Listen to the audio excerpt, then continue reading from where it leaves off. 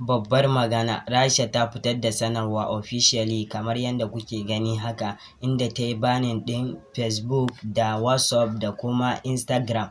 Ta yi banning ɗinsu gaba ɗaya a ƙasar ta kenan. Har da ma Meta kenan ban faɗa muku ba. Sannan kuma inda ta sanar da cewa za ta yi replacing ɗinsu kenan da website ɗinta da ta ƙirƙira nata na kanta. Kun san ita ma dai tana da ƙirƙire-ƙirƙiren irin website ɗin nan dai ba su shiga duniya ba ne sosai kamar dai wannan dai Telegram ma nasu ne. Kaga Telegram ya shiga duniya amma sauran dai ba su san shiga duniya sosai ba. Amma Telegram kun ga ai yayi popular. Nan kuma shugaba Putin ne inda ya ce America ta yi babban kuskure wajen amfani da dala a matsayin makami.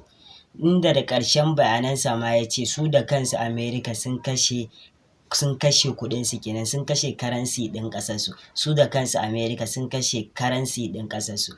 To me za ku iya ce mana game da wannan?